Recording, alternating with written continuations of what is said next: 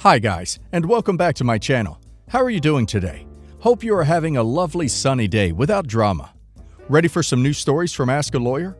Let's go to the first one, about OP's father-in-law, who wants to take away OP's kids from her. Listen to the story to find out why, and of course to hear my insights.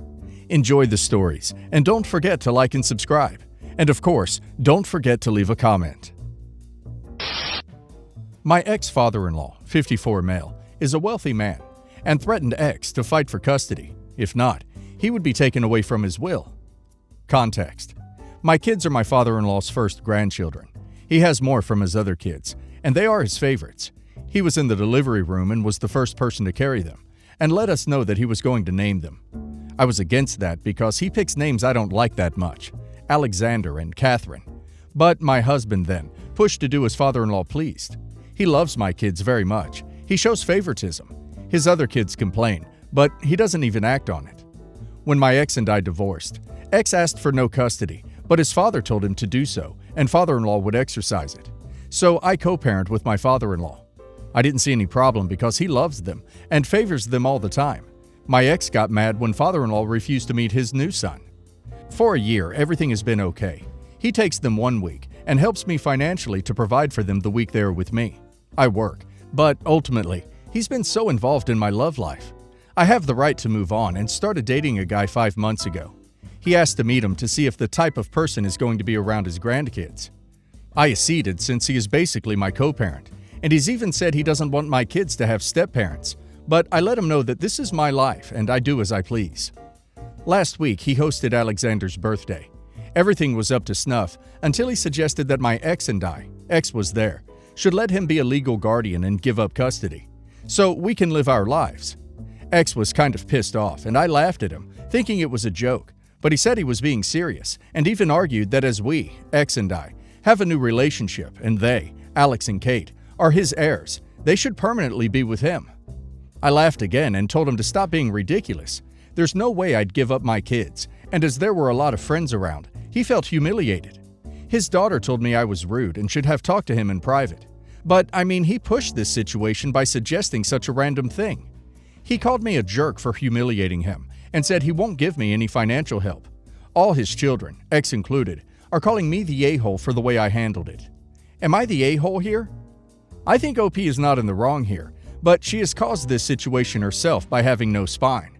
She let him in the delivery room. That creeps me out. And she let him name her kids. Who does that? Now OP has allowed him to get 50% custody. I see a huge problem ahead. I personally think he's going to try to take these kids away from OP. OP needs to prepare for a fight. OP says he's wealthy. He can afford a fight. You can tell he's obsessed and unhinged. In my opinion, OP should never have let him be so involved. And now let's see if the community agrees with me. Safe Amphibian 1238 says, "Not the a-hole. OP, I hope your custody agreement was set in the court and not something you and your ex did a handshake agreement on. If it is not legally binding, do that ASAP. Not the a-hole, because A, father-in-law should not be in your life like that. B, he does not get to dictate to you whether you can have access to your own kids. And C, he brought it up at a party. Who the hell starts those kind of conversations? Not just at a party, but at a party in front of their people. Thank God you laughed in his face. He deserved worse." One Condition 7001 says, "Not the a-hole, but unless any of this was said in court by a judge, you need to ducking stop doing it. Your your ex-father-in-law, is not your co-parent. You didn't have children with your father-in-law. So why are you co-parenting with somebody who didn't help make those children? That's a red flag in general. If your ex is going to be a parent, make him pay child support and leave it at that. But why are you allowing this man to dictate when you start dating again, when your kids will be introduced? Like, all of these things are not something a grandfather does. But at the same time, why are you allowing these things to happen? He is not your co-parent. Your ex-husband is. You didn't marry your father-in-law. Regardless of wealth, he has no say or authority over your kids. If your ex-husband doesn't want to be in your kids' lives, stop making his father be in their and your lives. You were the one who birthed them. Stop letting this aggressor in." Postratariano says, "Not the a-hole. What an idiot to think you'd give up your children. It's on him that he brought it up in a public space. What did he think you'd say? Oh, thank you. My sister Alicia, 40 female, married her husband John, 48 male, 11 years ago now. John was a widower with a son who is now 21 and a daughter who is now 19. John's late wife's family was still a strong presence in the lives of their grandchildren when Alicia met John, and it was discussed and made clear that John's son and daughter with his wife were their grandchildren, and any future children from John and Alicia would not be regarded as such and would not be entitled to anything from them, the former in-laws. John's children also shared their perspective that they would not consider any half-siblings the same as they considered their full sibling, and they wouldn't try to share traditions from their maternal family with any half-siblings. I remember my parents and brother, 42 male, raising concerns with Alicia about her decision to marry into the family with that information. She has always held the view that things change, and also that families can never have too many people, especially if she's involved. Nobody can be liked by everyone, but Alicia has always held the belief that people should want her around. We all told her at the time that we hoped she was aware of what she was signing up for, and she dismissed us. Now Alicia has 3 children with John, and those kids are now 10, 9, and 7.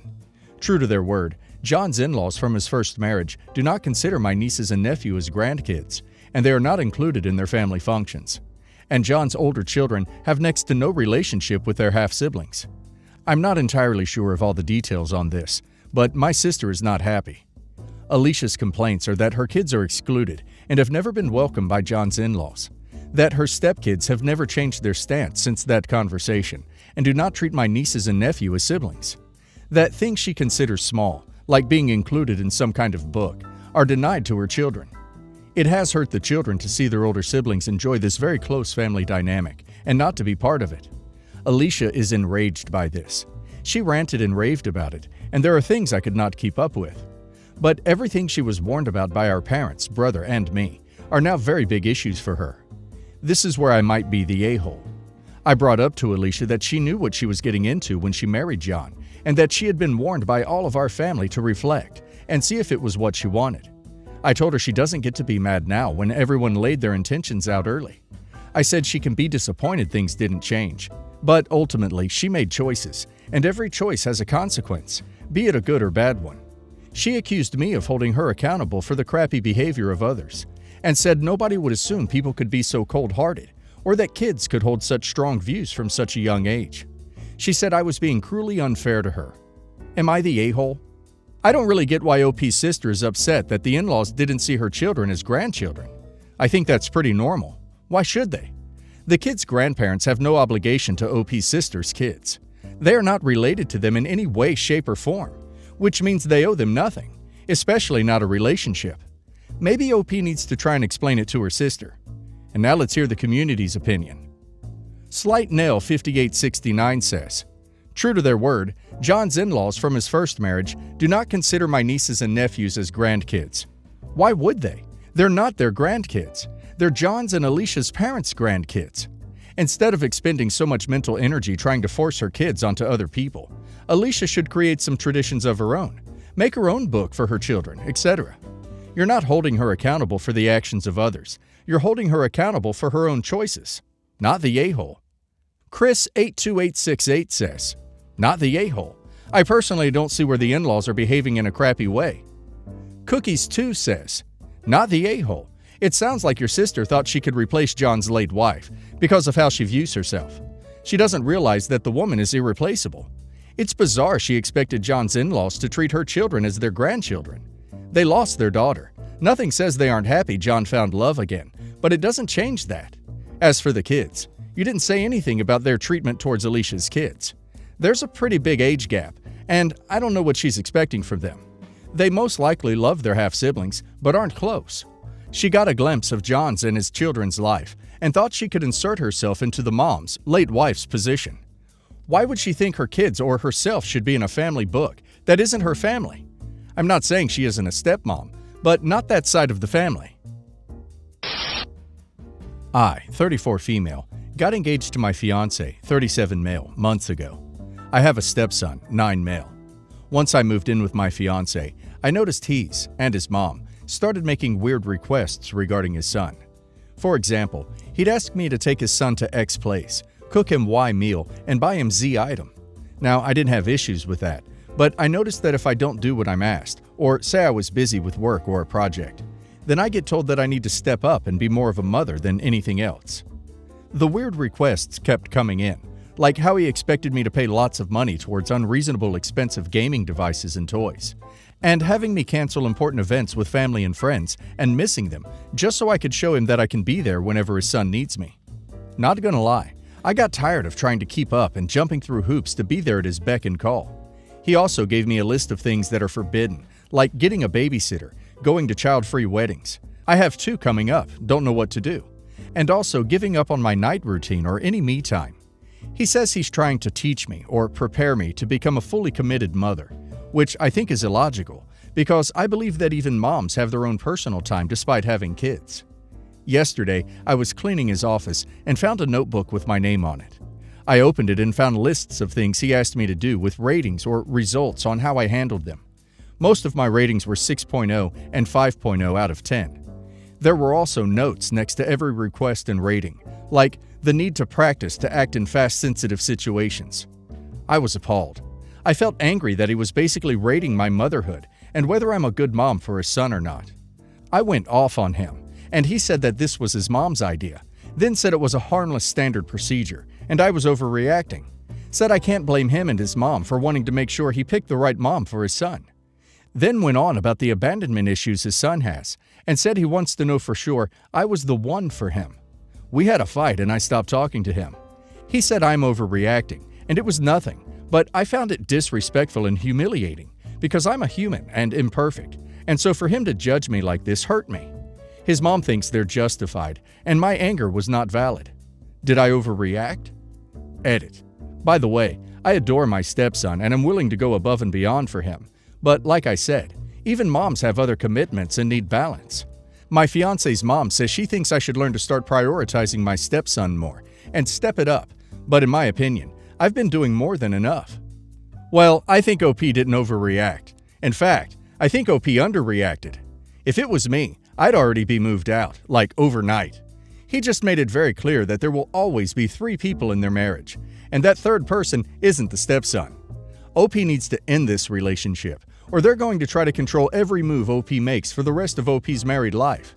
And now let's hear the community's opinion. Batman 2054 says, "Not the a-hole. Run. This is one of the most disturbing things I've ever read.